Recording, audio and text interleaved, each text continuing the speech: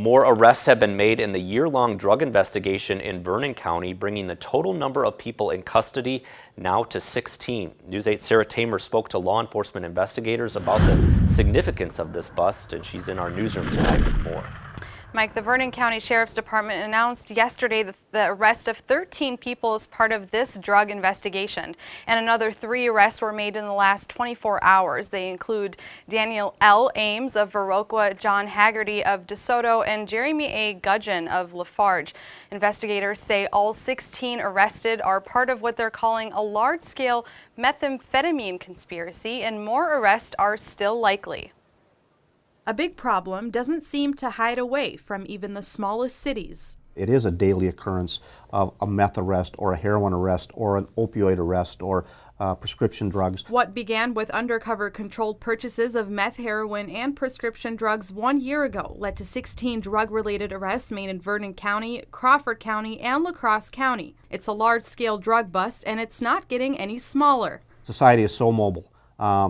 These drug investigations can lead from, right here in Viroqua in Vernon County, and an hour later you're in La Crosse, Holman, Onalaska, Madison. But this ongoing drug battle law enforcement officials across the nation are dealing with on a daily basis is indicative of the drug abuse we are seeing right here in our own backyards. Something needs to be done, something aggressive, from education to enforcement to therapy and counseling, and all of these things combined to stop it, because it just doesn't end with an arrest, put it that way. La Crosse County Sheriff's Department investigators say while they are tracking down more drug dealers, it's also important to focus on the users, who are often motivated by multiple things.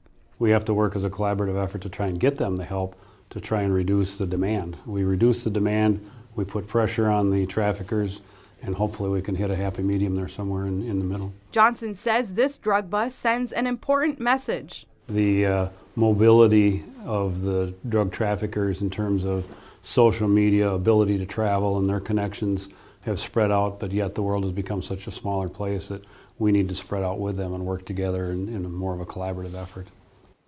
Vernon County sheriffs say this is the largest drug bust in 10 years, and they are anticipating at least 15 more arrests.